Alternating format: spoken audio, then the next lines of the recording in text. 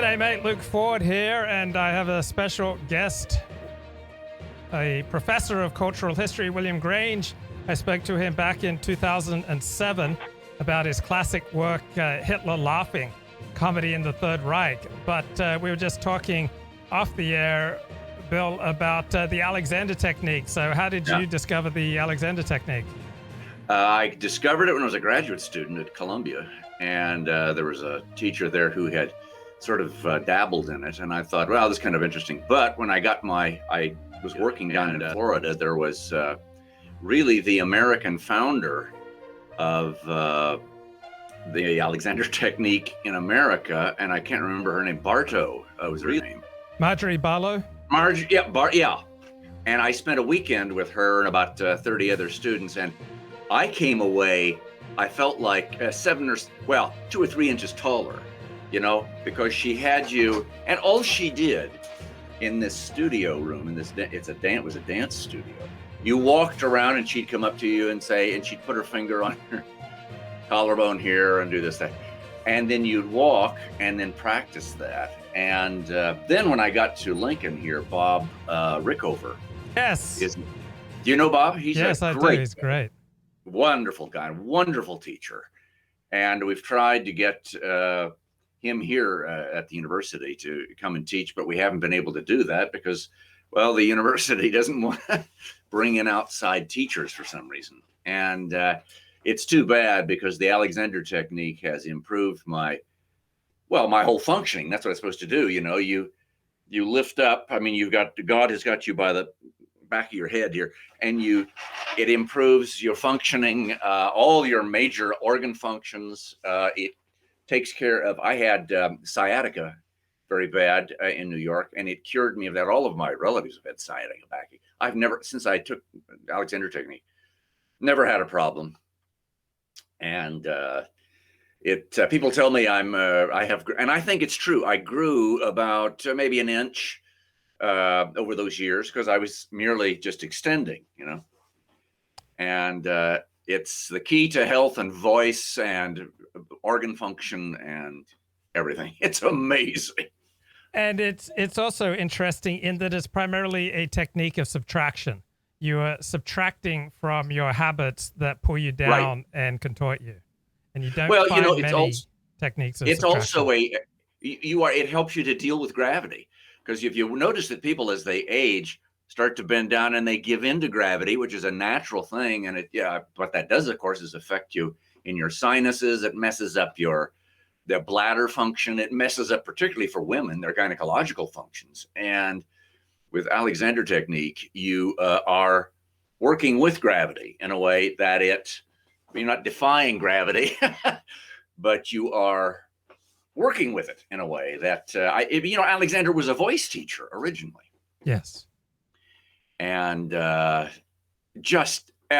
technique is just unbelievable. It's amazing. And I've been doing it for 30, 40 years now. And it goes against the grain, I think, of Westerners, maybe more people than just Westerners, in that it's this technique of subtraction. Like the Western inclination is to always try to add things on top of what you've already done. So people understand going to yoga, and people understand going to the chiropractor. People don't understand subtracting interfering habits. That is counterintuitive, it seems. That's very good. Yeah, that's a good way of describing it. Right.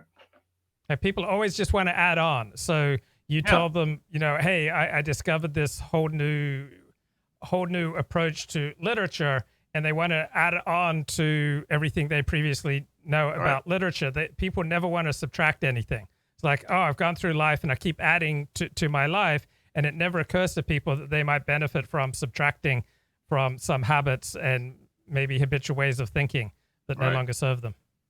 Yeah. So I would agree with that. It's a Western sort of materialist sort of acquisition sort of drang that we've got, and it's a shame. Less is more.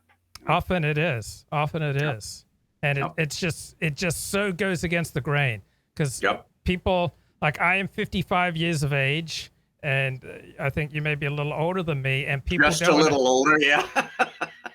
People don't want to give away what they've accumulated over the years. It seems like I'm saying that I'm wrong or something. It's very threatening to people to suggest that they give something away. That's true. The thing that struck me was my relatives who have had problems with joints, and particularly in the lower back and the neck and stuff like that. And I thought, man, I don't want to do that. I had a bout with sciatica, and then I talked to dancers as well as speakers and actors, and they said this will help you to subtract that kind of stress from your life, and it's an amazing discipline, absolutely amazing. So I was just reading something on Twitter today from some new study that there are people who get into their 90s with relatively little cognitive loss, a little loss of memory.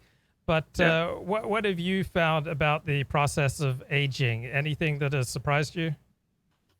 Yeah, that I'm still going. I'm 74, and I lost both my grandfather. My grandfather Bill Grange died when he was 66, and my other grandfather that I was named after died when he was 73. So I'm still around and still thinking. I think one of the things that's helped me with my cognitive thing is learning and working in another language. I don't attribute it to that, because I've known a lot of people who work in 2 or 3 languages and they have a hard time sometimes cognitively. But with me anyway, it's and you have to remain curious about the natural world. I've just started a project here in my last 2 or 3 years doing a garden in the back. I've never done any gardening because I kill every plant that I've ever been around. For some reason I don't understand. But this time around, starting about last year, things have really started to green up. I'd pick up my computer and show you the picture, but it's an amazing thing to see different flowers come in at different times of the year, and it's very inviting. I've got 2 foxes living back in my garden now, and it's always nice to see them. So do you notice any cognitive changes as opposed to 10, 20, 30, 40 years ago? Yeah. I will come into it. I say, I've got to go downstairs and get something. And by the time I get downstairs, I've forgotten what I was supposed to get, like a screwdriver or something like that. I have trouble with names every once in a while. Now, when I see a person's face, the name comes to me. But in lectures or something like that, when I'm talking, and if I don't stay close to my outline, then I start wandering off, and sometimes I'll come up with the name of somebody, or I can't think of his name. So I have to. I used to use an outline, in lectures as a means to sort of guide me as to where I was going. Now I use it to restrict me to what I'm supposed to be talking about. For some reason, I always remember the name William Shakespeare, but at other times I'll forget the name John Dryden or Ödön von Horváth or something like that. It's really important, but it's too bad. But now, you just have to go with that. It seems like for novelists, their peak is usually 40 to 50. Is that fair? Is it similar for playwrights? Yes, I would say so. Not as early as for theoretical physicists. Right. I would say novelists, types of people. You'll notice now, nice, I've forgotten his name. Albee, there we go. Edward Albee was writing plays up until he was 80. And of course, Verdi was still doing, he did Falstaff, I think, when he was 82. But for most people, although here's another name I'm going to forget, Roth. Philip Roth, thank you. He was writing, I think, right to the day he died. But there are others who, and Tolstoy is another one, but it's like the creative impulse in physicists. I think also people run out of things to write about. And that's a shame. That certainly happened with Tennessee Williams. I think Arthur Miller. Brecht fortunately died early, and I think he was dried up by the time he was 56. So hard to say. It seems that writer's block is distinctly an American phenomenon, that Europeans and other cultures don't seem to have writer's block. Have you noticed anything about that? Well, I spoke, I wrote a book about a guy named Carl Zuckmeyer, and he was working right up till he was 77. And he never mentioned, I read all his diaries and stuff. He never mentioned writer's block. Now, he was very disciplined. He got up in the morning and wrote every day, even if he had nothing to say. And I think that's one of the major keys to writing.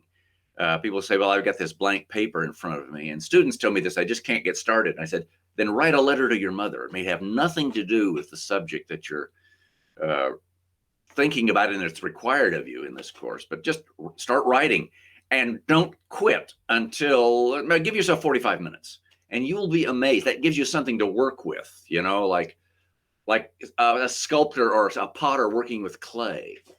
You got to have something to work with. You're not going to just come up with something and then write, you know, the final, and then you keep working and working and working on it. And that's the way it happens. Americans are, of course, you know, much more neurotic than, well, I guess the Europeans are neurotic too, but in different ways.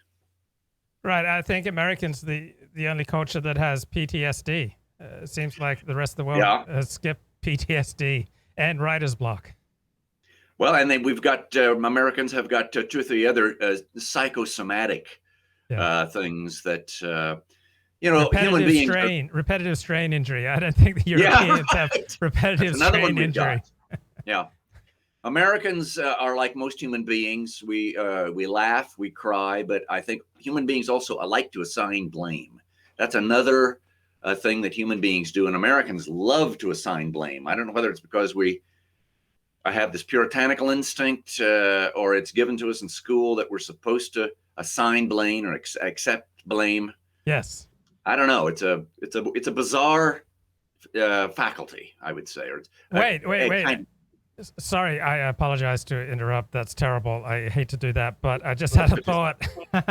So I was listening to the teaching company. They had a series on American identity, and I thought, that's stupid. There's no American identity. There are so many different nations in America. But then the professor made the argument that lack of fatalism is American identity. And I thought about it, and it's like, yeah, that is a distinguishing characteristic of Americans, is a lack of fatalism compared to Europeans and Australians and other groups that I know. And so I'm thinking that because Americans, generally speaking, don't have a fatalistic attitude, therefore they can't conceive of an event happening where there isn't a cause and a blame.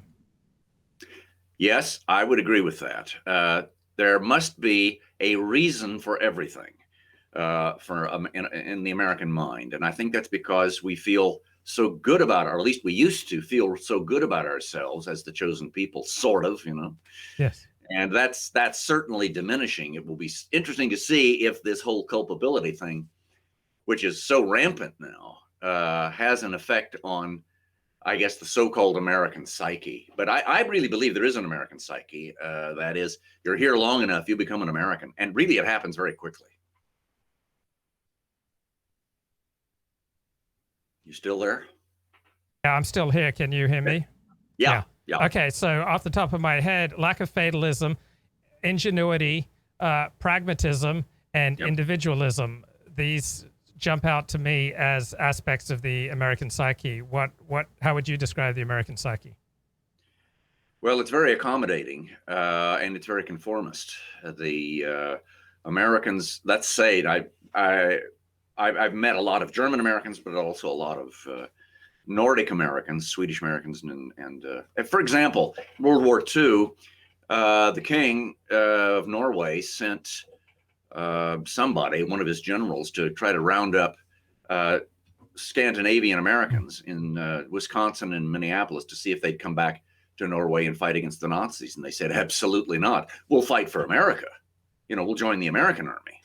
But no, the homeland, the old homeland is a fading memory with us. And I think that's true of a lot of people. And that's encouraged, at least it was encouraged.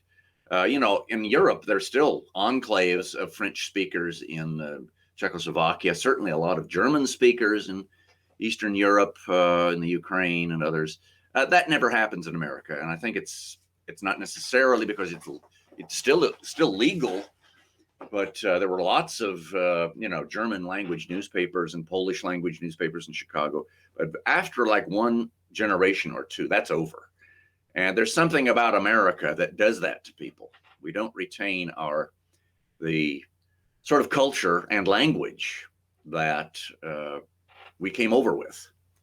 So I'm gonna challenge you. I would say that's entirely a function of the big oceans And what No. you're just saying is not true of Mexican Americans and Central Americans who have moved to the United States. They can retain their culture for generations, and even African Americans, they've been here for 300 years, but perhaps most of them have not assimilated. Yeah, that's true. Although African Americans certainly developed their own way of speaking that helped them together. The same is true with the Black church.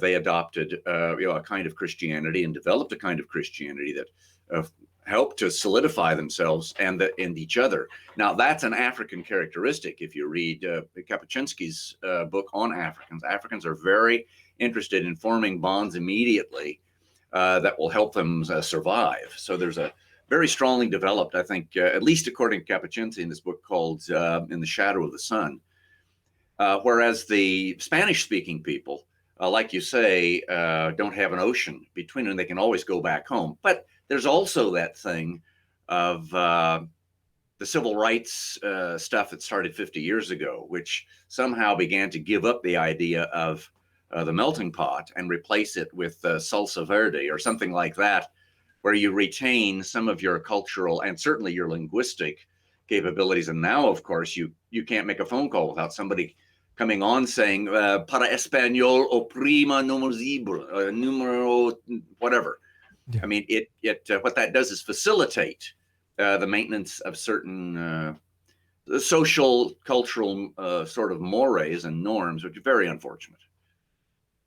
And is it fair to say that many African Americans are much more tribal than, say, European Americans, in that they call each other brother, and in Australia we call each other mate, but there's very little sense of mateship in America compared to what the English and the Australians have. Right. I don't know about I think African Americans are every bit as, I mean, they refer to white people. I've had many, I mean, you read this a lot, that they call each other brother, and the Australians do call each other mate. But I don't know. I hate to make generalizations based on something like that. There are plenty of other generalizations I guess you can make. But usually there's a cultural impulse in that. Whether or not that's true in this instance, I couldn't say. Right. So I served on a jury, and there was a black defendant. The jury was in Compton. There was a black defendant, and there were blood alcohol tests that showed that he had indeed been driving drunk. But the two black women on the jury said there are enough young black men in prison. We're voting to acquit, and so he got off. And I think there'd be some Jews who would react in this sort of tribal way, and maybe some other tribal approaches in America. But the dominant American approach would not be to let someone off a conviction on a jury just because they had, your tribal identity. Right. Well, that's certainly good. That's improved. That's increasing now. The whole identity politics thing. You can see that happening now. I can't imagine any Jews doing that, but I don't. I've known Jews all my life, and I love the Jewish people. But they have a tradition of justice there. There are a lot of people condemning Bernie Madoff, and a lot of Jews apologizing for him. But I don't know. The thing that's a problem, as I see it in America now, is the identity politics, which then encourages tribal solidarity rather than sort of emphasizing an individualism that enables you to go out and excel despite, or maybe even because of, the roadblocks that you have in front of you. Yeah. Now, you've lived a long time. I've lived a long time. Just off the top of my head, I thought I'd throw like 5 significant historical events in your lifetime, and most of them in my lifetime. And with the wisdom of age, perhaps pick one that you think is most significant, because a lot of things that seem urgent and important over time, they lose their importance. So there was the Kennedy assassination in 1963. There was the U.S. involvement in Vietnam. There was the 1965 Civil Rights Vote Act. There was Nixon's resignation. There was the Ronald Reagan 8 years as president of the United States. And there was 9/11. And there was the, say, 2003 invasion of Iraq. Out of those 6 major events, off the top of your head, which one do you think has the most lasting significance, speaking from the perspective of 2021? The civil rights legislation. Yes. Because its effects are still increasing. Yes. We have 2 constitutions that are at war with each other. Yes. The original Constitution in 1879, and then the Civil Rights legislation, which essentially repealed numerous First Amendment rights. I lived through all of those things that you just discussed, and certainly the Kennedy assassination, people remember where they were when that happened and that sort of stuff. But it may have had, because of Johnson's, implementation of the civil rights legislation, that may have had something to do. That is these dueling, battling constitutions we have now in the United States may have been avoided if Kennedy had lived. But that's one of those historical things. If Napoleon had not suffered hemorrhoids at Waterloo, what would have happened? And there he was, couldn't sit on his horse, couldn't get up, I don't know. But certainly in America, the idea of having 2 constitutions battling each other for supremacy in the country that is one lasting and fairly, I would say, the most significant event of my lifetime. Yes, I'd completely agree. So what does American theater teach us, inform us, enlighten us about, say, American identity? Anything that comes to mind? Well, yeah, people for years have said, for example, Death of a Salesman is about this American mania for success. What happens to a low man on the totem pole? And of course, that's his name, Willie Lowman, who's not successful. I've seen this play in Europe, and when they find out you're an American, and in England, they want to talk about the politics. I never saw any politics in Death of a Salesman, but a lot of people do. Certainly, this horrible play that Arthur Miller wrote called The Crucible is about politics. It's about the sort of McCarthy sort of witch hunting back in the early 50s. There have been all kinds of political influences and inferences in American theater and drama. I guess one of the better ones is the one. It's a musical called West Side Story. It started out as East Side Story, but then it became West Side Story. And it's about ethnic sort of distinctions, within the context of Shakespeare, Romeo and Juliet. And there have been many, many, many others that have attempted to make a political statement, but very rarely are they successful.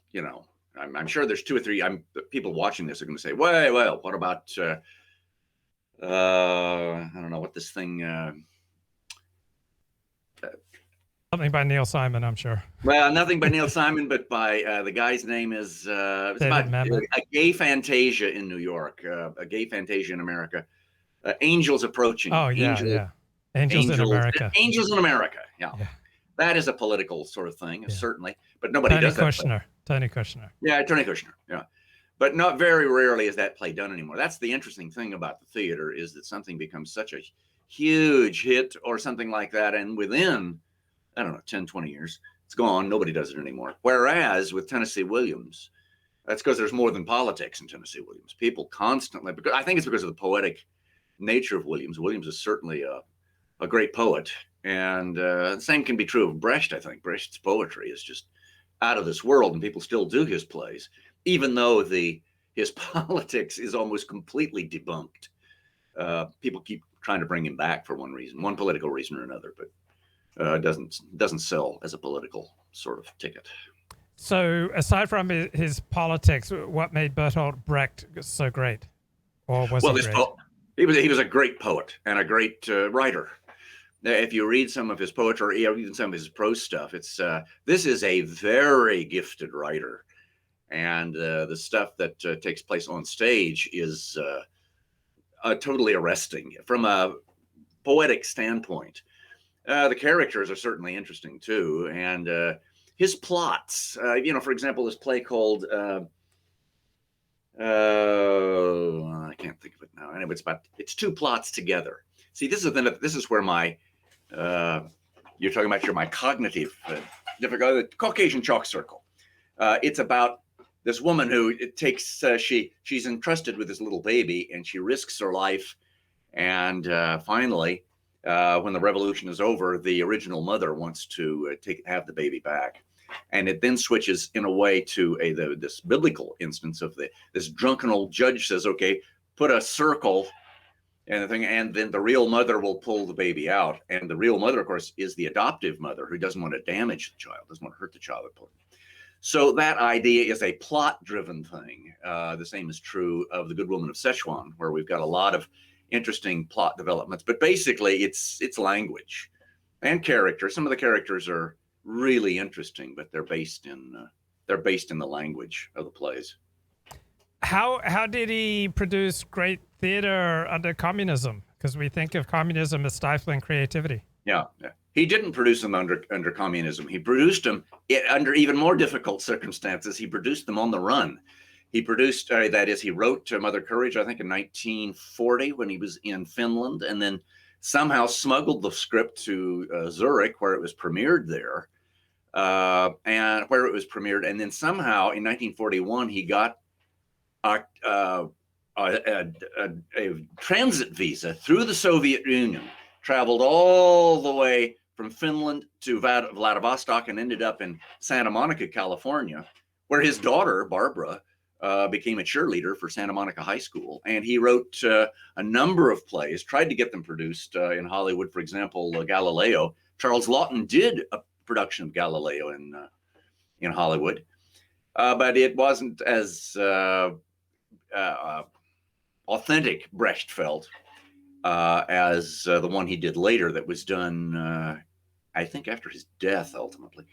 But it's a great play. It transcends this conflict of science versus the church, and it goes into what happens when you've got somebody who really is aware of the truth and has courage. What happens to him? Well, you make compromises. That's what Galileo did.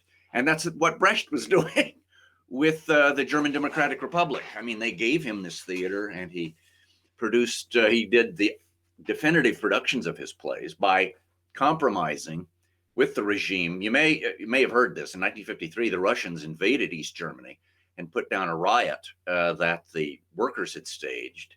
And Brecht sided, of course, with the Russian tanks and agreed that the German workers should be killed. And they were slaughtered on the street. And they gave him the Stalin Prize for it. And that's one of my great examples of how Brecht compromised with the ruling party. Who would you say is some of the most overrated and underrated playwrights of the 20th century? Well, Lillian Hellman is a terrible playwright.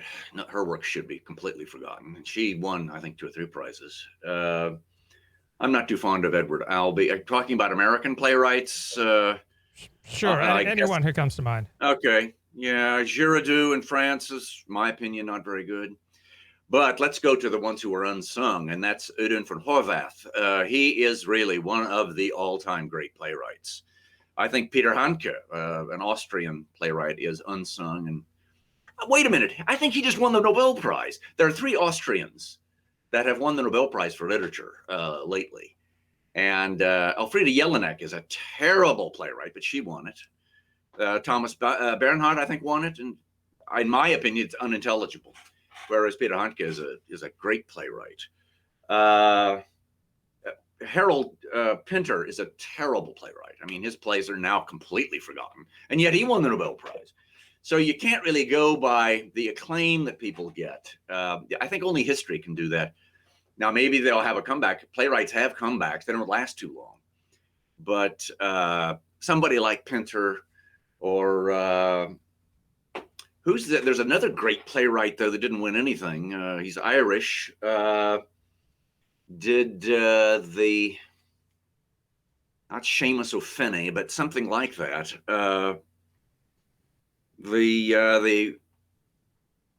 Juno and the Peacock is one of his plays. It's about the Irish Troubles.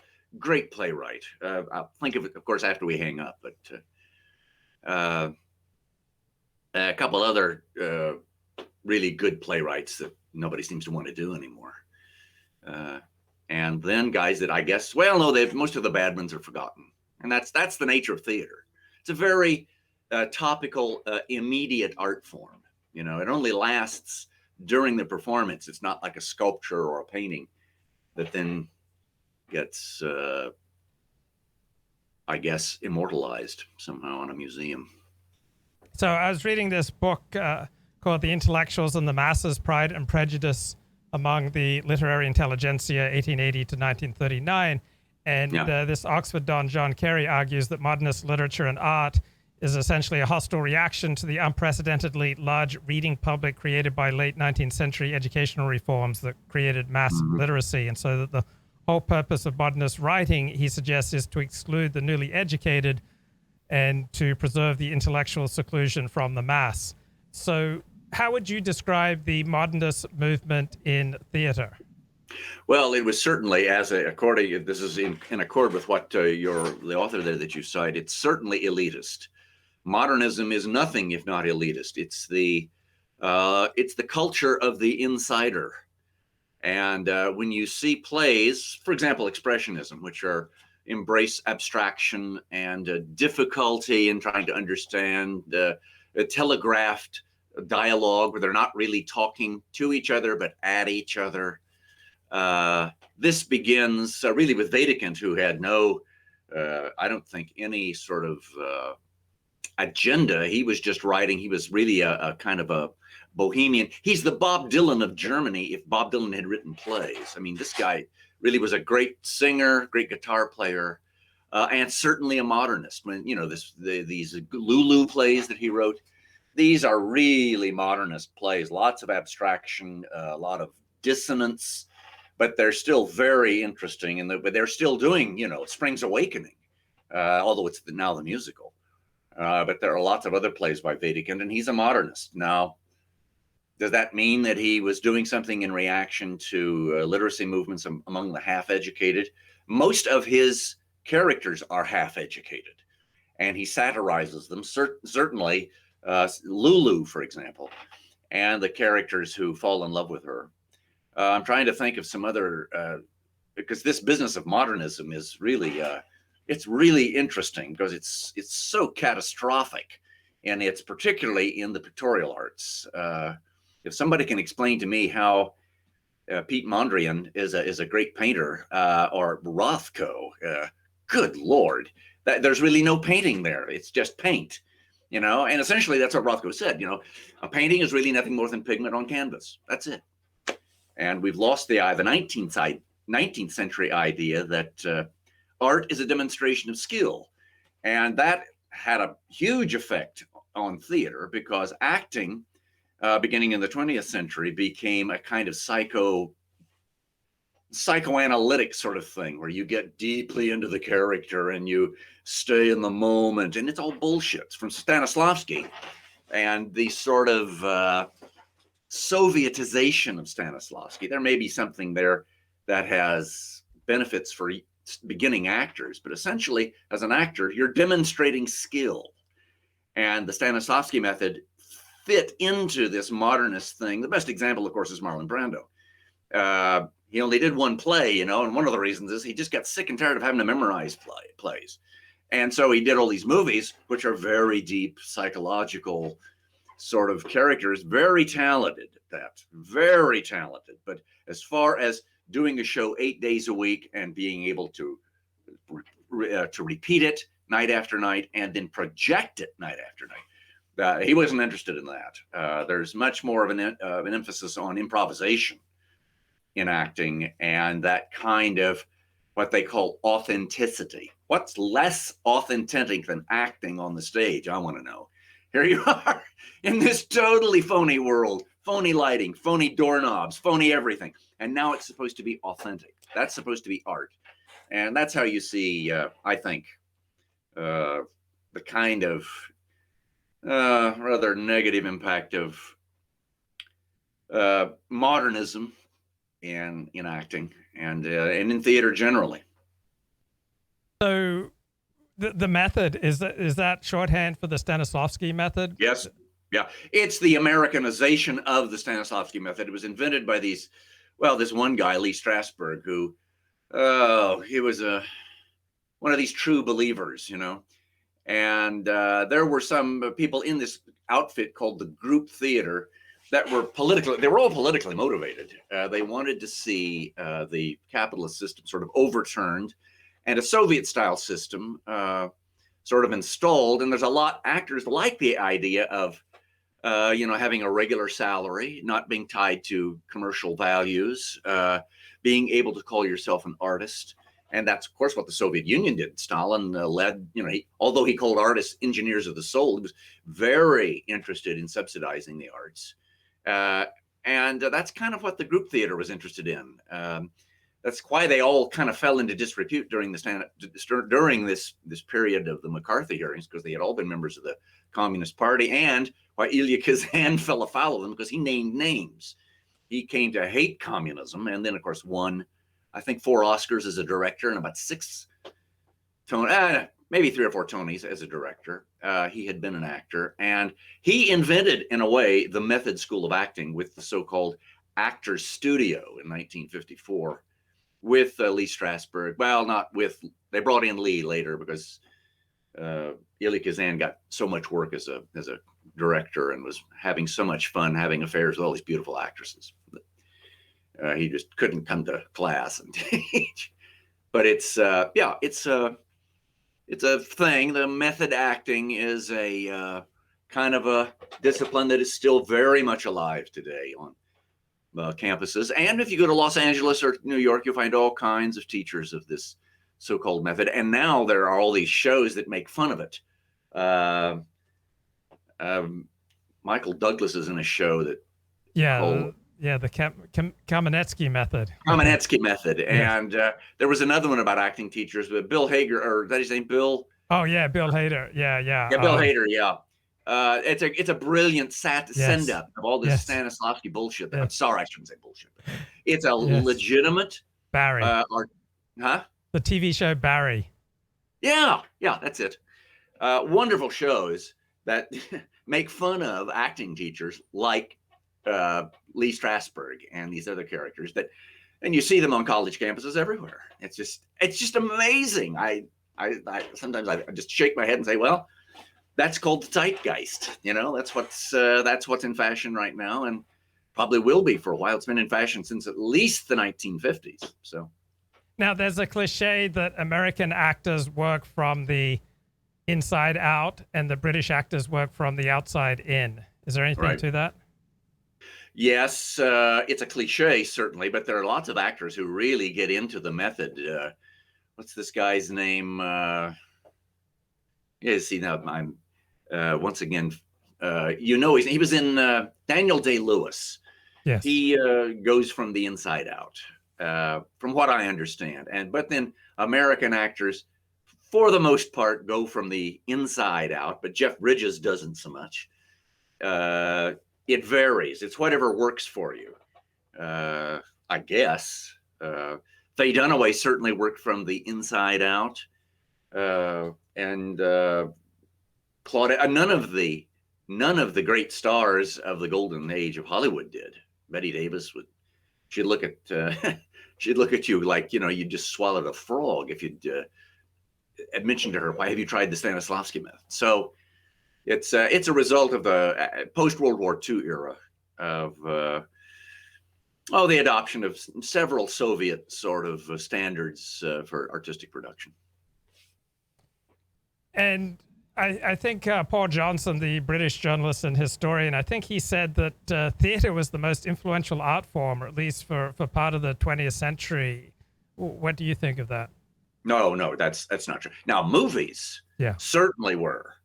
But the theater, now a lot of movie actors and writers had their starts in theater, and that has prevailed and continues to this day. Aaron Sorkin became famous as one of the most sought after screenwriters because of this play, Few Good Men, which was really a very interesting sort of military melodrama, and continues to this day. Many actors started off, and there are many who've never been in a play. Jack Nicholson, I don't think, has ever been in a play, but others do very well as actors and don't need to go to the theater, don't need to work in the theater, don't want to work in the theater, and they're well advised to stay out of the theater. Theater is exhausting. Yeah. And how big a business is theater in America today? Huge. Well, it's shrunk, of course, by about 90% because of the pandemic. But the commercial theater is very much alive and thriving thanks to the Shuberts. Without the Shuberts, I don't think we'd even have theater in the United States. The Shuberts, had all these theater buildings and then went bankrupt in 1929. And by the grace of some district court in New York, were able to buy. They had about $50 million worth of theaters in 1929. They went broke. All of their theaters and their real estate holdings went into what's called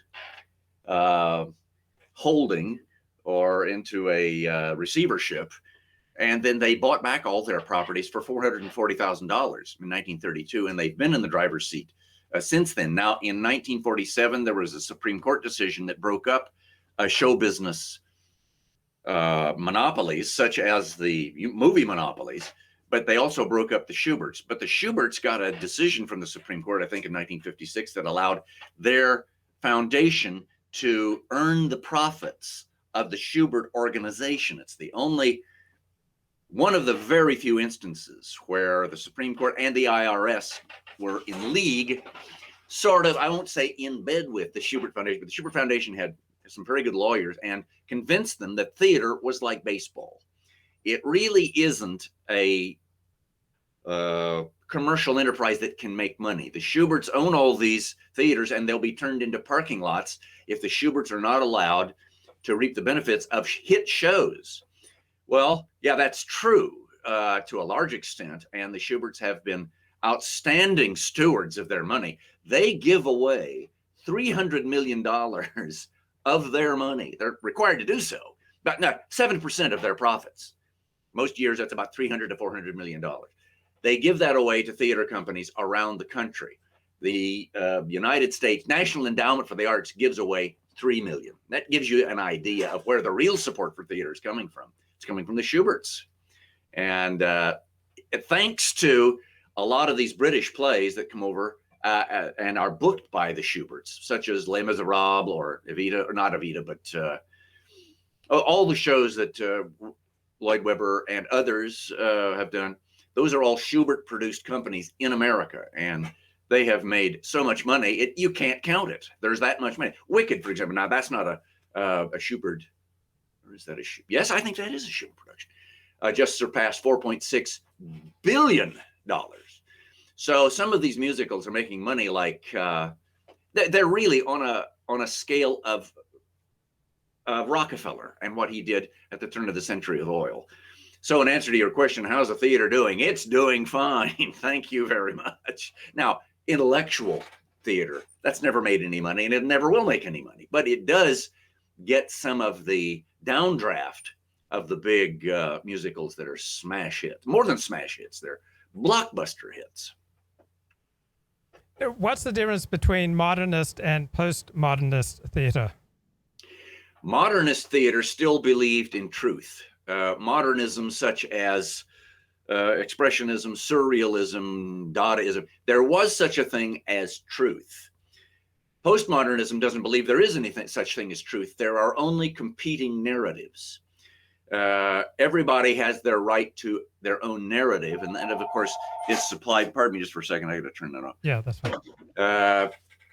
Modern and postmodernism is fueled by the civil rights movement and civil rights legislation, more specifically, in that it fuels identity politics, and identity gives you, your identity provides you with a narrative that is, well, say, different from somebody else's narrative.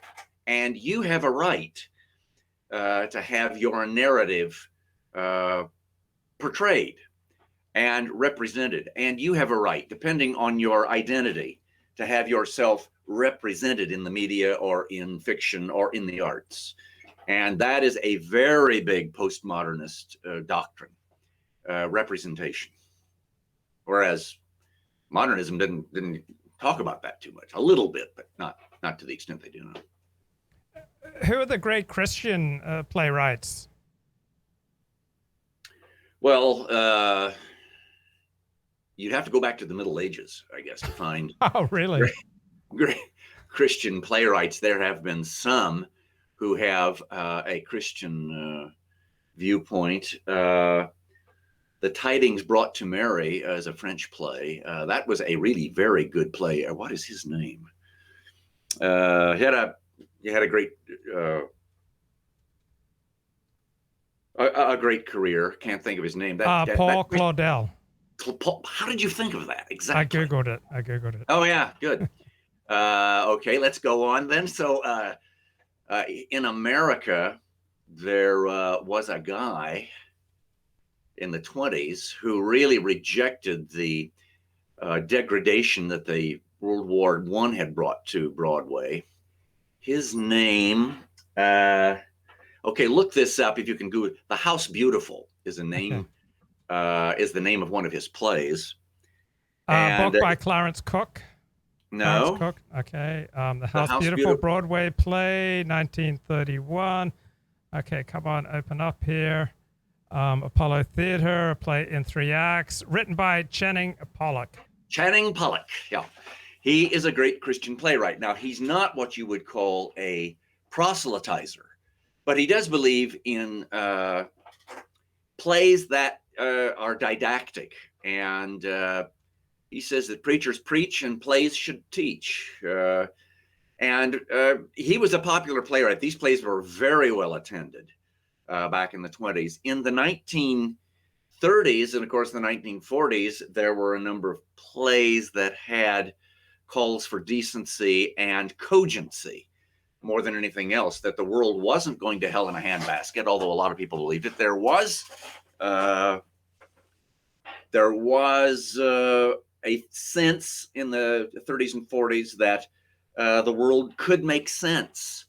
But modernism pretty much drove that kind of thing off the boards because there was just too much absurdity around to make it viable. And, the theater of the absurd, of course, is a proto-postmodernist sort of thing where nothing makes sense, nobody believes in anything, and nothing is worth believing in.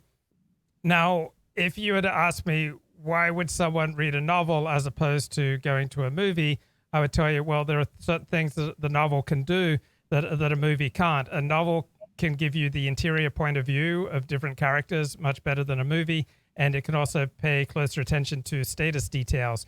What can theater provide people that they can't get on TV or streaming? Well, the theater, of course, is a communal experience. Aristotle is the one who came up with this idea, and it's still around today, although Aristotle is dismissed as just another dead white man. But Aristotle said there's something that happens at a theater performance, he called it catharsis, if it's a good play, and everybody shares in that experience, and we are united as a group of human beings for at least that brief moment, that brief afternoon or evening, when you experience that catharsis. And you see this among people at a party. If two people don't have anything to do, they don't even know each other, but they discover they've seen the same movie and found things in the movie that they both agreed were important or interesting or amusing or whatever. That's what Aristotle was talking about. Now you could say, well, that happens in a novel too. People read novels and they have the same thing. The dynamic, however, is altogether different, even though the theater tries to deny it. The theater has now started calling itself a storytelling medium, and it is not a storytelling medium. Theater does not tell stories. It engages actors with audiences in a process of identification. Now, obviously, novels are stories, And certainly the Greeks told stories. Homer told lots of great stories, sort of around a campfire sort of thing. But the theater is involved in mimetic energy. That is something that's based on imitation. Whereas a novel invites you into its world in a way and sort of embeds you as a character, or as a character in the novel. And both art forms are distinct and both are valuable. The problem is that theater has started to call itself a storytelling medium when it isn't. If you think of Shakespeare, let's go back to Romeo and Juliet. Is the story important there? These two kids come from these families and they fall in love and then they commit suicide. And that's the end of the play. Okay, but what really makes the play is the poetry and the characters.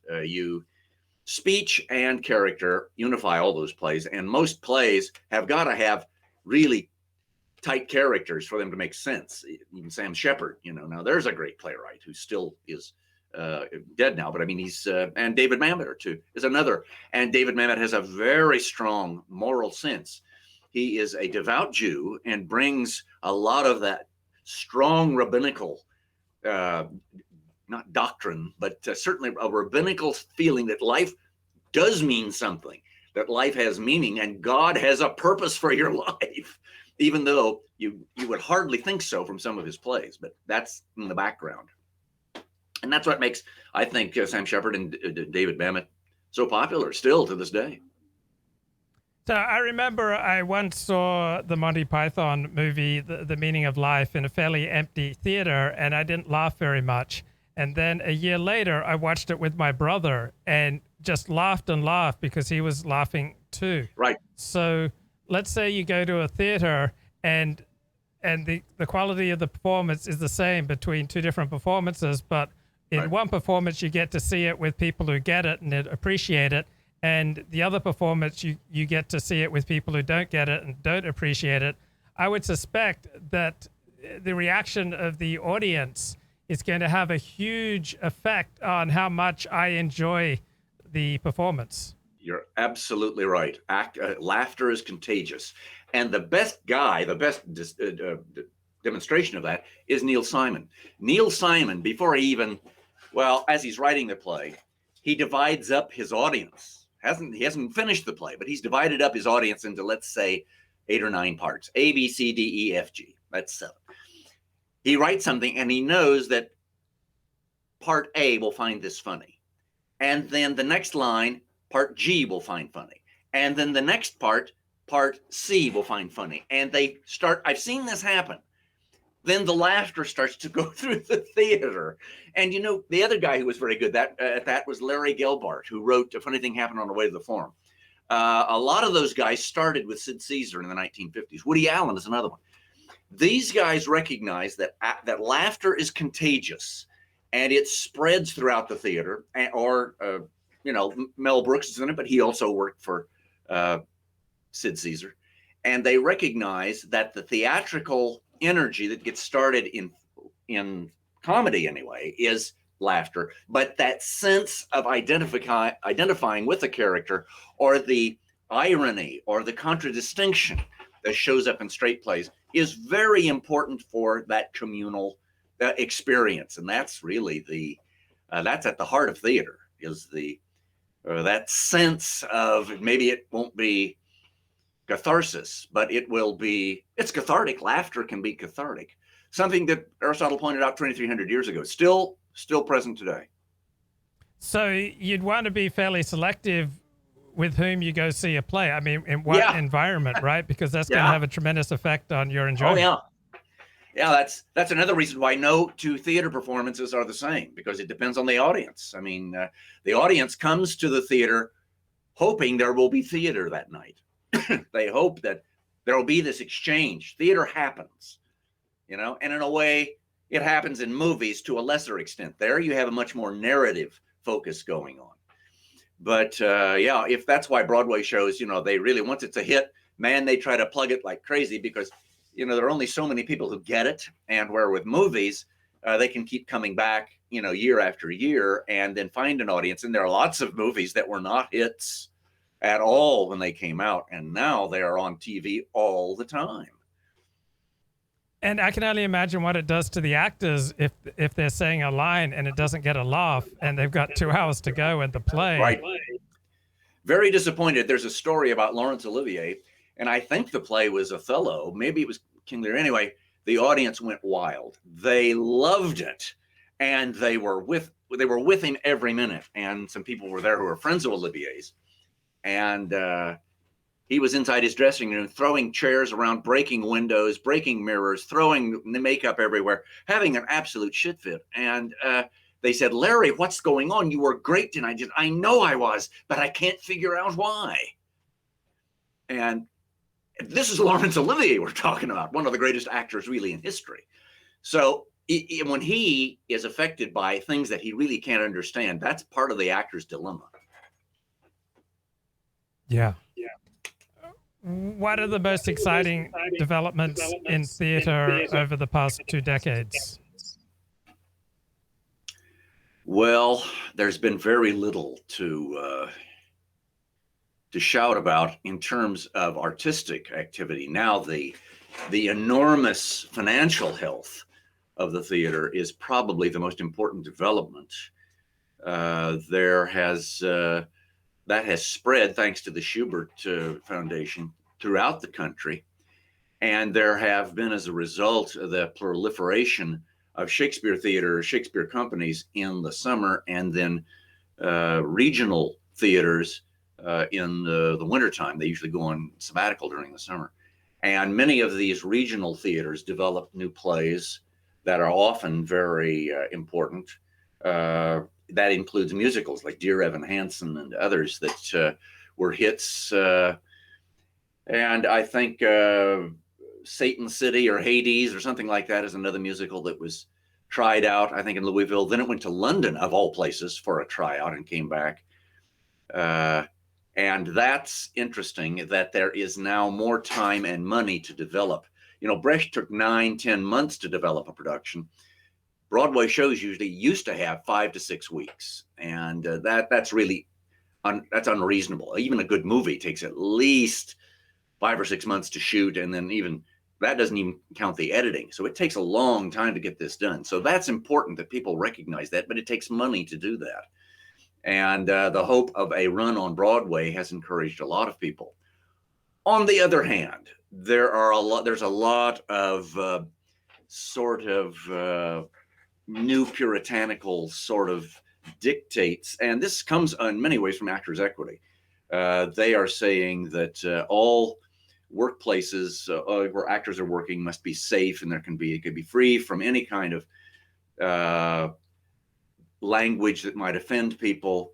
You know, theater rehearsals are famous for people getting into fights and somebody wanting to assassinate the director. A lot of times that's a very creative process, but a lot of people feel that, and this is a postmodernist sort of development, and a part of the sort of what I've mentioned, we've talked about before, the identity politics stuff that gets started, and people feel entitled to certain forms of treatment. They shouldn't have to put up with words they don't like, and they shouldn't have to put up with behavior that is certainly, there's nothing wrong with behavior, it's just rude and harassing and that sort of stuff. And people just hit the ceiling about that kind of stuff. So that's very unfortunate because it's anti-artistic, anti-creative, and I hope it's just a sort of phase that people are going through. But that's kind of where theater is. Who generally has more prestige, playwrights or theater directors? Directors. They're seen as artists, and they are artists. I mean, is there any greater artist in the theater than Hal Prince or some of these other people?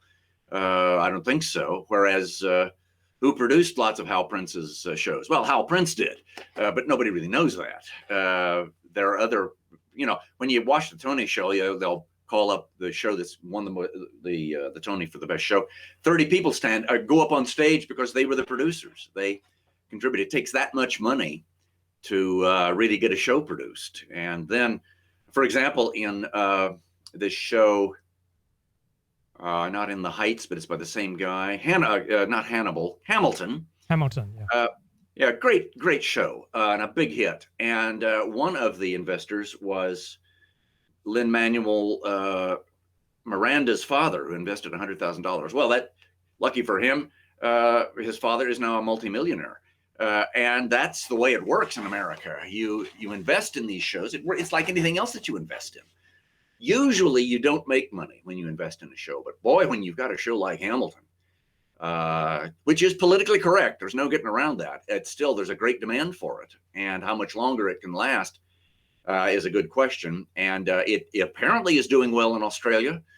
I don't know if it's opened in London or not, but the music is really outstanding, and it's a good show. So. How much does having nude scenes in a theatrical production, how much does that help the bottom line? That doesn't help the bottom line at all anymore, because now it used to, but now, of course, it's seen as exploitative, especially with a young woman who is nude on the stage. Used to be, I remember Judith Ivey was here, and she was nude on the stage in this one show, about 25 minutes. And it was a delicate matter, but it was part of her professional job, nobody. But nowadays, to try to get nudity, even if it's a very important part of the play, like in Equus, there we have a boy who's naked on stage. He's about, he's a young actor, he's 18. That would be seen as exploitative. And I don't think you could get it past Equity or some of these other hound dogs who really are saying that that's now verboten. It's nothing more than Puritanism, but this is America after all. When did we stop thinking of actresses as the social equivalent of hookers? That's what I was told, that in the 17th, 18th, 19th century, actresses were seen as hookers. Many of them were hookers. Many of them were hookers. Now, they were high-class hookers. What they were looking for was a nobleman or a rich, John or whatever you want to, a guy who would take care of them. And the connection between prostitution and actressing is, somebody once said, it's connected because in both cases, the individuals fake emotion and fake, affection and stuff like that. Well, don't male actors fake affection? Yes, but that's okay. It's thought. Whereas when a woman does it, then she's prostituting herself. And this is something that is, that's a terrible thing to have that association, because it denies legitimacy to the actress as an artist. But actresses now have taken to calling themselves actors. Now, whether or not that's a response to this connection to prostitution, I don't know. It's a shame, because actresses can do things that no actor can do. And you need, in my opinion, you need females to play female roles. They can do it in ways that are far more authentic, satisfying than what men can do. But that's all a part of identity politics. And that's the third rail of just about everything nowadays, whether it's education or art or theater or anything else. You really have to be very careful. When did it become prestigious to be an actor or an actress? Well, that's a good question. Certainly in the 19th century, the first actor to be recognized by a king was August Wilhelm Iffland, and most of his friends were aristocrats in Berlin. That would have been in 1815. That certainly didn't happen in America until the media sort of celebrated people like Booth, and not celebrated John Wilkes Booth too, but also Edmund Booth and others. Edmund Forrest was a great actor and was a celebrity. He was a real celebrity. As far as actresses are concerned, it's a little slower, but nevertheless, there were, Fanny Kimball, for example, was celebrated on both sides of the Atlantic. In Europe, a very sad situation is with Adrienne Lecouvreur, who was an outstanding actress. She was Voltaire's favorite actress, and he wrote plays for her, and she was celebrated and recognized by crowned heads, and then her fellow actresses poisoned her and killed her. So that's kind of a rumor, but it sure makes a lot of sense when you read what Voltaire has to say about it. But it's a difficult thing to say. Some actors and actresses rise above. I mean, in Westminster Abbey, I think there are 6 actors who are buried there. That's unheard of in most other countries. In France, an actor or actress couldn't even get a decent religious burial until the Revolution. And in America, we didn't have any problem burying people because, actors were always were seen as business people. And very often actors and actresses owned theaters or owned plays. This actress whom Abraham Lincoln's favorite actress was Laura Keene, and he went to see her especially on the night he was assassinated. And she invented the system of carrying an entire production across the country on the railroad.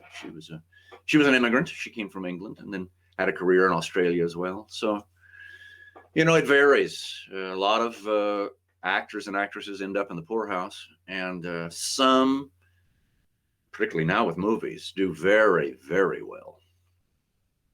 Plot point in Downton Abbey where the head of the servants is revealed to have used to have been on the stage, and this was thought to be scandalous. So when did it cease to be scandalous for the hired help to have had, say, a background in stage?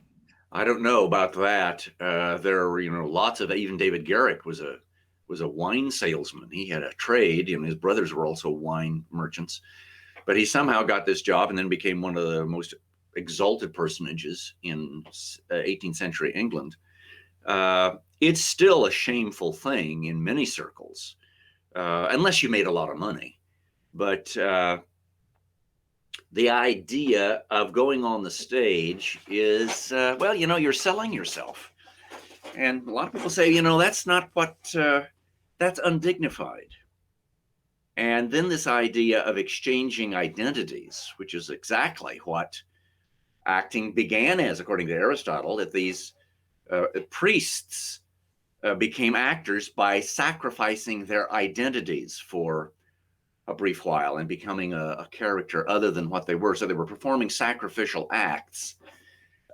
This kind of thing doesn't carry over very well in modern theater, especially like in China, where you have to begin training as an actor in a traditional Beijing opera store when you're about 6 years old. And there's a lot of prestige given to those actors. And in Japan, the actors in no theater are considered national treasures. They've got a little plaque that they put up in their dressing room. And they've been doing this for 17, 18 generations. So what we have, I think, in America and in the West, we've got this idea of, sort of, there's the slippery business of offstage behavior. Charlie Chaplin and his sort of delectation of young teenage girls and other men with young teenage boys. That kind of thing is looked upon as kind of unsavory. So that carries over into what we would call good society, although that's certainly nothing like it used to be. When did it become considered gay to appreciate high culture? Well, when did it become sort of appreciable to be gay? And I think in America that begins with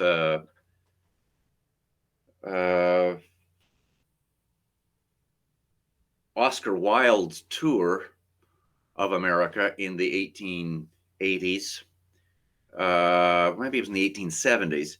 He was billed as a sort of an aphorist and very clever thing, but everybody sort of got the idea that he was a kind of dandy, which is a nice word for gay, and having,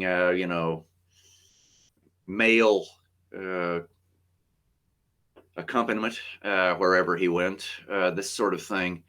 Gay became really more accessible with television characters like Paul Lynde and people who were very, there's a kind of an effeminate behavior that goes along with some gay figures. And of course, there had always been sort of men actors who play gay characters a lot. Clifton Webb is a good example in the movies, who always was gay. Everybody sort of seemed to recognize that he was gay, but he always played villains and got killed in the end. And so everything was okay. Whereas nowadays, it isn't necessarily poetic justice to have the gay character get killed simply because he's gay. Right, but I'm thinking of high culture. When I was growing up, high culture was not considered gay. Like if I wanted to go look at flowers with another guy, that was not considered gay. If I wanted to go to the theater with my male friend, that was not considered gay. If I wanted to dress well, that was not considered gay. But now suddenly enjoying high culture, going to the theater, going to the symphony, going to look at wildflowers, that's considered gay. So what happened? I think it was always considered gay, but people didn't say, "Oh God, look, he's gay. Look at those two guys walking down." I can remember going to this 50 years ago, going to the Metropolitan Opera, and these two men, very well dressed, and both carrying wallets. You know, they didn't put wallets in their trousers.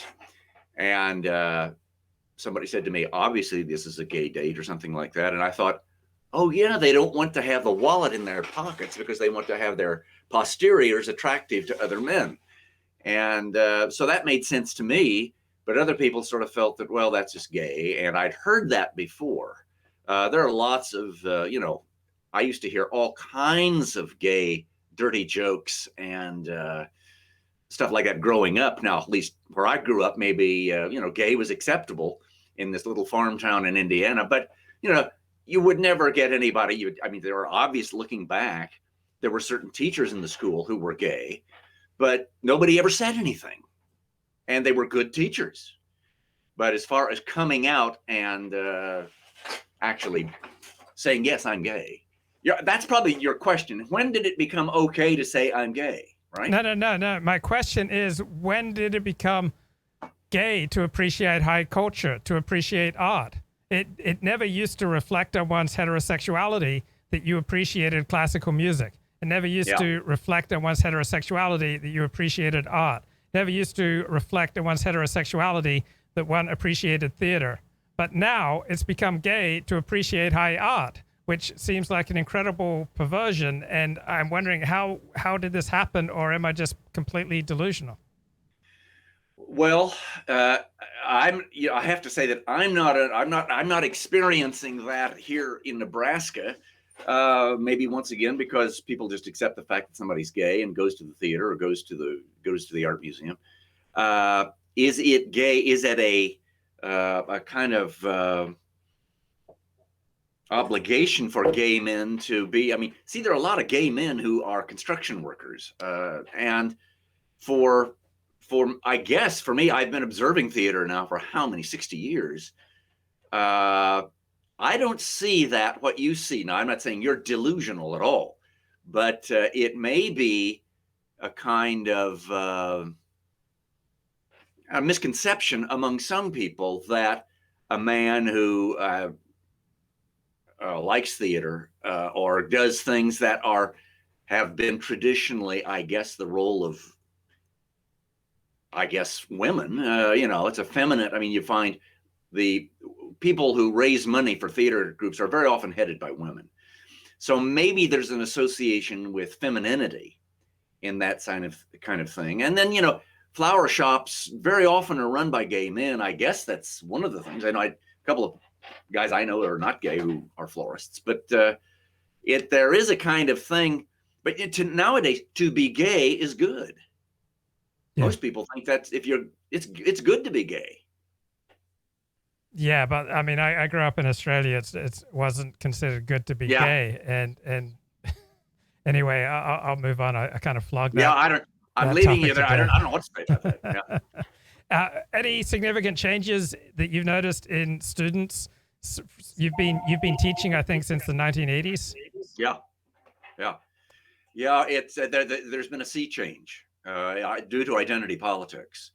And there has been a sea change in university administrations as a result, because they are more and more needful of tuition money, more than they ever have been. And the government is providing a lot of tuition money for what we would call marginalized groups through identity politics. And the government provides loans for these folks, and they come in and they want to hear what what they've been told, that it's, for example, it's good to be gay, or it's good to be whatever you are, and it's okay if you're not part of the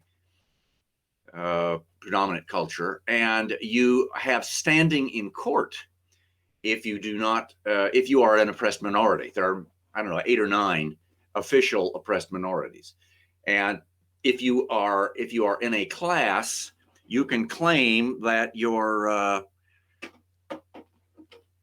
civil right to an education is being hindered by subject matter in the syllabus or in a textbook, or even by what the professor says. And the Title IX office that is present on every college campus can take you to court and get you to, well, just shut up if you're lucky. And it's a part of this idea of identity politics reaching into all aspects of American life. So, of course, universities are going to be affected by that, and they certainly are. If you check any website of any college or university in the United States, there is proudly displayed the policy of the college that says inclusivity, diversity, and other things. And not a single one of those policies is allowed to say, we don't pay any attention to diversity. We just accept people for whether or not they can contribute to the university. And it's part of the whole, it's a government program, and it's government certainly enforced. And it's I don't know of a word I can use to describe the situation. Yeah. That would adequately describe it. Yeah. Yeah. And yet, I mean, at the same time, the predominant audience for going to the theater is white, I would expect. Well, you know, there are some outstanding Black repertory companies in the country. And they do really some of the best work in the United States. There is also in New York, there's something called the Asian American Repertory Company. I don't know their work very well, except they do feature Asian, what they call stories, and Asian characters. And that's, to me, that's fantastic. I love seeing stuff like that. But what it spills over into is sometimes we have students who want us to do plays that feature their particular identity. And there aren't enough plays really to feature those kinds of identities. Well, that's always been a problem. So there needs to be a playwright to write plays about it. But at this point, there are not that many that write for a specific identity. And that specific identity is tribulations or triumphs. So it's, yeah, the majority of really everything in the country right now is white. That is, there's still, I think, 70 to 75% white population, and more people are calling themselves white, according to the Census Bureau. So what this means, I don't really know, but I think ultimately people are going to have to recognize that you're not going to see yourself represented on stage in some plays, and that's okay. That doesn't diminish a play's effectiveness. But right now, it's very important that all possible identities are what we call represented. Now, doesn't the playwright have final cut, so to speak, when it comes to the production of plays? Yes. Yeah, somebody wanted to do an all-female version of a Neil Simon, or no, of something that Arthur Miller had written, A Death of a Salesman, or wanted to change the casting around, and he said, no, I'm not going to do it. And August Wilson has written mostly Black. In fact, all of his plays feature Black families, and he said, no, only Black people are going to be in these plays. And Lin-Manuel Miranda said there will be only one white person in any production of this play of mine, and that's King George III. He will be white. He can be white, but everybody else has to be a identity member of an identity group. So that's non-white. Yeah, how did the playwright end up with final cut, but the people who write screenplays have no power? Well, that's part of the negotiations. Usually, the traditional Writers Guild contract on theater gives, I think you still have to ask for it, final cut. Usually hopefully it's the director that gets the final cut in movies. But that's observed very often in the breach with companies who are said, look, we can't distribute this movie if it ends that way. So we're going to have to do it this way, and we'll exercise some clause in the contract that says we have final cut. And then, so that's really more of an economic than a cultural problem.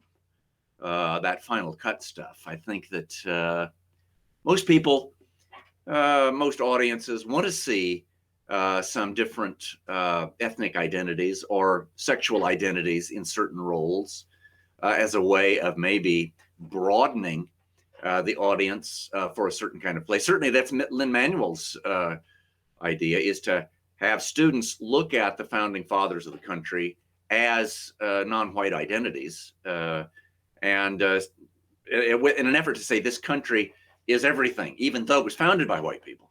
Nevertheless, their ideas have no ethnic identity, which I think is probably a good thing.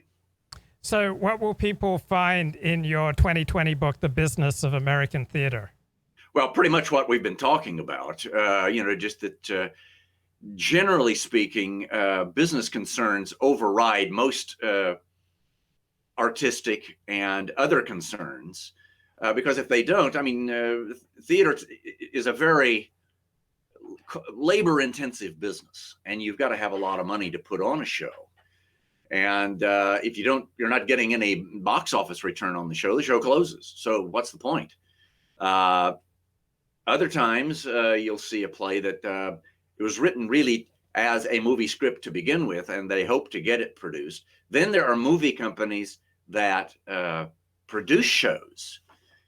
And this goes all the way back to My Fair Lady. I think Warner Brothers helped to produce My Fair Lady. But that was in the days when George Bernard Shaw's rights were still, as playwright, he still had a right to say certain things, even though he was dead, but in the contract with the show. Whereas that's changing, and as the future rolls along, I don't know what's going to happen, but my book, I think, documents the way theater has been produced and as it will be produced in the near future, unless there's some major change in contractual arrangements with the various unions and guilds and with the IRS, and then maybe also the Justice Department, which has a say-so in any kind of, there are frauds in theater. There have always been producers, as you've probably seen in The Producers, who fraudulently produce a play in an attempt to get money. So that's a criminal aspect, but that's always been there. And unless there's a major change in law enforcement, I don't think there's going to be much change up until maybe 2050, when there may be a new technology that will change theater.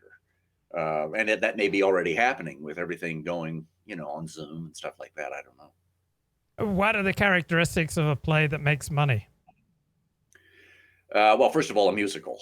Musicals make 500% more than straight dramas, just as a rule of thumb. A straight play makes money if it's topical and if it has really good actors. Usually straight plays have a dilemma of some kind. And that's why we're still doing O'Neill plays. How many plays on Broadway? How many times do we have to see Long Day's Journey and Tonight? I've seen 3 or 4 of them. But it's usually an acting showcase. Comedies, on the other hand, don't need to be topical, though it helps a little bit. Neil Simon found the formula for that. Usually there's a central character, usually a man, who is boxed in by a certain sort of dilemma that he can't get out of. He's made a bet with somebody, or his wife has a birthday and he's forgotten about it, or there are 2 or 3 other things that are part of the formula for comedy. And that's what makes comedy really in many ways more lucrative than straight dramas, because there's a formula that is more easy to follow than in drama, although there are so many exceptions to that so-called rule I've just cited. But in answer to your question, what's the best way to make money in theater? Do a musical. Now, you've got a book coming out called Cabaret. So right. what will people find in your forthcoming book, Cabaret? Well, people will find the history. Once again, I'm interested in the history of cabaret, history of theater, because that's what decides what kind of theater we're seeing right now. And in Cabaret, this was an absolutely fascinating subject. I had no idea that the French were so active in this as a means of atonement for their defeat in the Franco-Prussian War.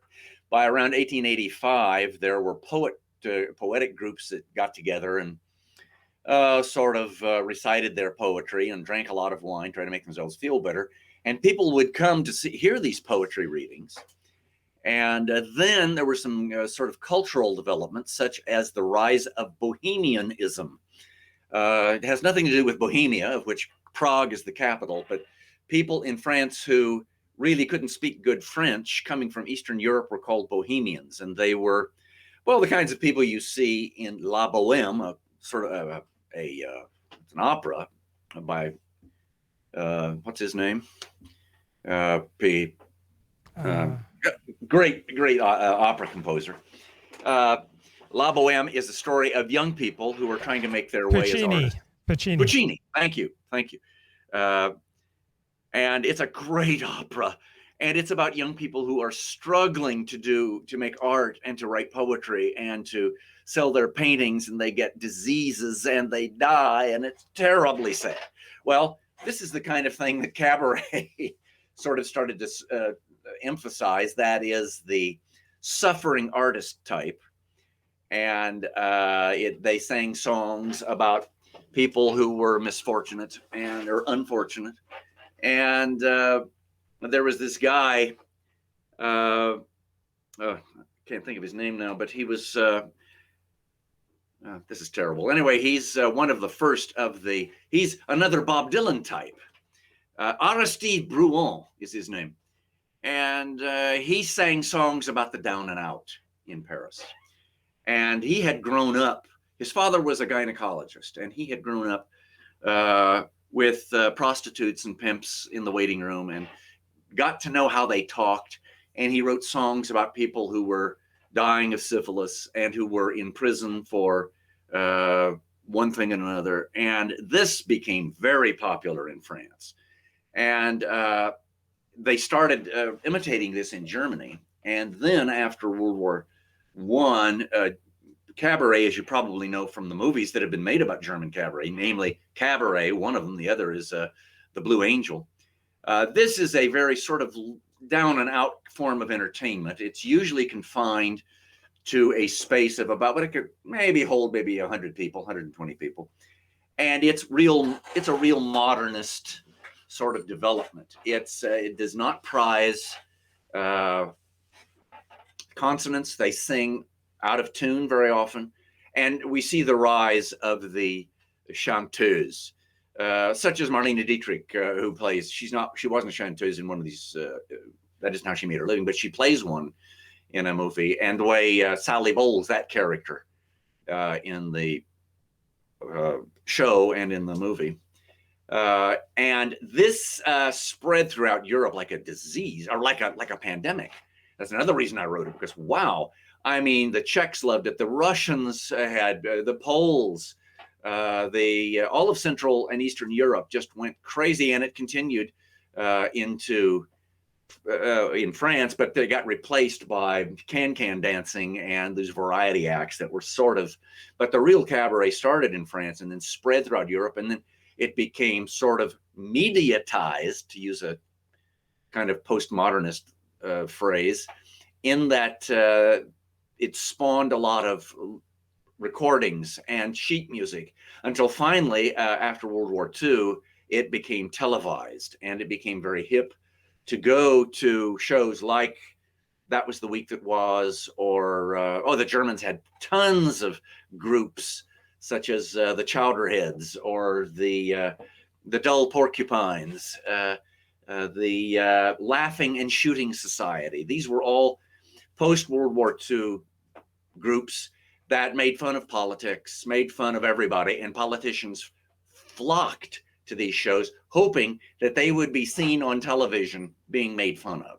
And that kind of killed cabaret. You can still go to lots of cities, particularly in Berlin. There's a very active cabaret culture. but it's not quite the same as the way it was to begin with. And you see how television, like Saturday Night Live, is a cabaret show in a way. And you see this. That was the week it was in England, or the Monty Python. They were a cabaret sort of show, but it's very televised. And Beyond the Fringe with Peter Cook. Exactly, that's the one I was thinking of. Yeah, that's a great one with David Frost and two or three others. David Bennett, Alan Bennett. Yeah. Now, so that's what this book is about. Now, you wrote this fascinating book that came out in 2005, Hitler Laughing, Comedy in the Third Reich, and you make this great point that the type of theater, the type of comedy that the Germans liked during the Third Reich, it's really no different than what Americans like today. Exactly. Is that correct? That's correct. And I should also add that the Nazis loved cabaret. But for example, this one guy, he's one of my heroes, Werner Fink. He was giving his show, and somebody in the audience says, "Hey, you filthy Jew," and Fink said, "I'm not Jewish. I just look intelligent." And the audience went crazy, but of course, Goebbels got him fired and stuff like that. So, but they would bring in characters like that, and it's a fascinating story as to how the Nazis loved cabaret, but they tried to control it, as they tried to control comedy. And what they ended up with was the stuff that we see on television here in America.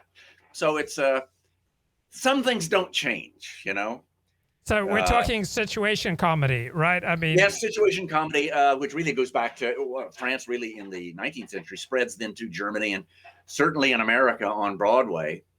And there's not situation comedy in cabaret, but yeah, it's situation comedy that like Seinfeld or The Honeymooners, with Jackie Gleason.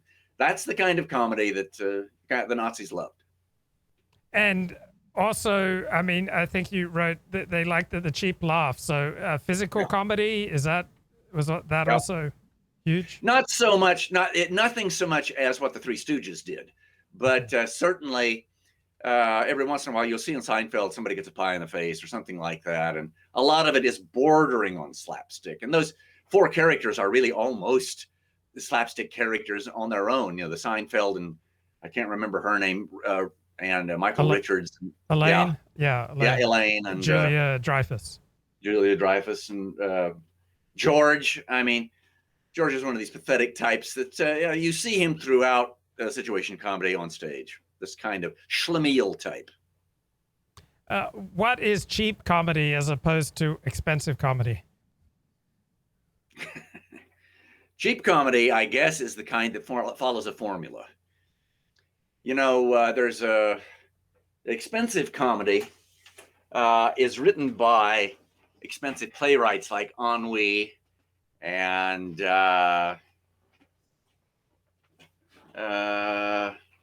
great Hungarian playwright. Can't remember his name. Doesn't have a long run, but it's thought provoking. The Yeoman of not the Yeoman of the Guard. Expensive comedy is also like Gilbert and Sullivan. That it's constantly poking at the status quo, but doesn't deflate it. Whereas with Noises Off is a cheap comedy, because it deflates everything that we think of as theater, and anything that's dignified, it gets deflated. That's about as close as I'm going to come to an answer to that very good question. Thank you. What do you think of Tom Stoppard? Brilliant.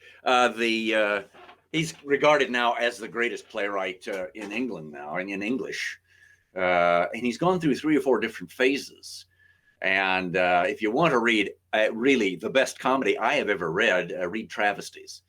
It's dated back just in Zurich, Switzerland, when Dadaism got going, and it deflates Dadaism and all modernism. James Joyce is the character, and it is, of course, solves no problems. It is really just a complete masterpiece of deflation. No, it's not really deflated, but it pokes holes at everything and everybody. And once again, it's because of Stoppard's brilliance with language. And he wrote plays, not as good. Arcadia is another one. His middle period is my favorite. He also started off with a parody on Shakespeare called Rosencrantz and Guildenstern Are Dead, and that's got him started. And then he moved into Every Good Boy Deserves Favor, and 2 or 3 other plays. But many critics regard him as the greatest playwright writing in English now. That's good that you brought that up. Thank you. Have you experienced a stress on a friendship when you guys liked different plays or had very different reactions to a play? No, I haven't. I have experienced stress in friendship given the current political situation. Yeah, but not that's very sad. You know, we can't really get over that. But no, I think a lot of people, friends of mine who like certain plays that I just cannot stand, or vice versa, you know, that doesn't seem to have any effect, I'm glad to say, among, you know, scholars of theater and drama. What influence did theater have on Adolf Hitler? Oh, he loved it. He loved theater, and he loved comedy. He loved opera too, of course. Felt that, like Stalin, he felt that actors and actresses should be left alone to do what they do best. Now, in Hitler's case, you couldn't be Jewish and do that, and in Stalin's case, you couldn't be a rightist or a Zenoviite or a Trotskyite and do that. If there's any hint of that in your background, you were you were not allowed in the theater in most cases. But it's interesting that people, as we talked at the beginning of this conversation, people are the only creatures who can laugh, smile, and assign blame. And Stalin assigned anything that was wrong with the revolution was the result of guys who were not with the revolution. And Hitler the same way. Hitler felt that Jews were responsible for everything that was bad in the world, and then also communists. But Hitler would very often go to shows and would leave sometimes before the final curtain came down, sitting in the Kaiser's old seat of honor. Did Hitler have a theatrical worldview, a worldview that was perhaps molded by Wagner's operas? Well, that's a good question. Yes, people say this. That's one of the reasons he loved because there was always this racial consciousness going on in Wagner and what Wagner had written about the Jewish influence in music. He believed, I think, from what I've been able to understand, in a so-called Götterdämmerung, that is the twilight of the gods and the passage of the old order. But I think Hitler would say, if he were now, he was going to be that new order. He wasn't a part of the old order of the gods. He was this new godlike creature. And he and the Nazis were going to come in and usher in this new age of artistic beauty and grandeur. But there wasn't this new age of artistic flourishing under the Third Reich when compared with the Weimar Republic? No, but of course, Goebbels and others would say the Weimar Republic was just a sort of cesspool of decadence.